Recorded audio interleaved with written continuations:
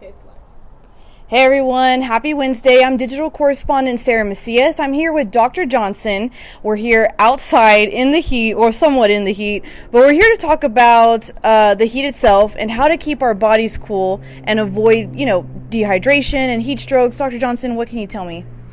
Well, there's a whole lot of things to talk about. Mainly, don't get outside in the sunny part of the day. If you're going to exercise morning or exercise in the evening. If you have to do yard work, do that morning and evening. It's easy to get overheated. And if you know you're going to be outside, then you want to pre-hydrate. So make sure you get a couple glasses of water in before you go out to do any work. It pays to have a hat to protect your head from the sun. It also helps to keep the sun off your skin with a light long sleeve shirt. And then it helps to have a cool cloth around your neck. You can even wet your shirt if you want to help keep you cool also. You can have all kinds of different symptoms that's related to heat stroke, dizziness, lightheadedness, nausea. Then it progresses into disorientation. So you want to be careful and not spend too much time outside. Take frequent breaks, assess how you feel, take in fluids, and stay out of the heat of the day.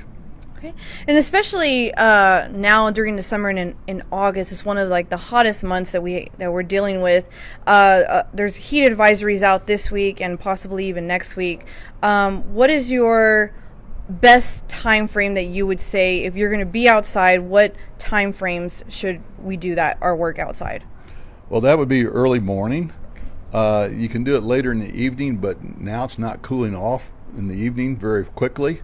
Mornings, the earth had time overnight to give off some heat, and so it's the coolest in the morning. So I suggest if you have any actual physical exercise, yard work, then to do that first thing in the morning. Okay.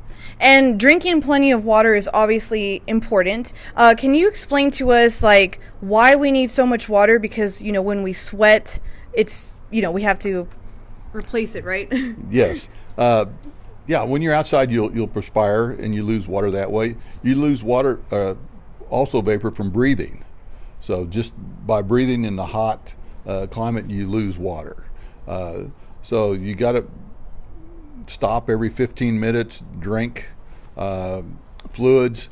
You can use some rehydrating type fluids. They have powder that you can put in your drink. You can buy the rehydrating drinks from the store. That helps. They put a little sugar in it. So if you're diabetic, you need to watch how much sugar you're getting in. But those drinks help get electrolytes in your body, and sugar helps you to absorb it a little more quickly. So a small amount is good for the absorption process. And can you explain what electrolytes are and how they're beneficial to the body? The main electrolytes are sodium, potassium, calcium, magnesium. Those are the biggies. And those help keep your minerals, they are minerals in your system, so that you're balanced up. If your sodium gets too low, you get disoriented. And same way, potassium low, you get muscle cramps, can cause heart arrhythmias. Magnesium, the same thing. Okay. And what about heat strokes? Can you talk to us about what that is and what can cause something like that to happen? Well, heat strokes, when you do become dehydrated, your body temperature rises, and then it affects your brain function and your whole body function. When that happens, people typically end up in the hospital, require IV fluids, sometimes sedation. You can have even seizures. So it's important that you follow the guidelines of paying attention to the heat index, not stay out too long at one period of time, frequent hydration, and pay attention to your body. Okay. And is there anything else that you would like to add before we take off? Just have a good summer and be careful. All right, you heard that. Be careful. I'm digital correspondent Sarah Macias.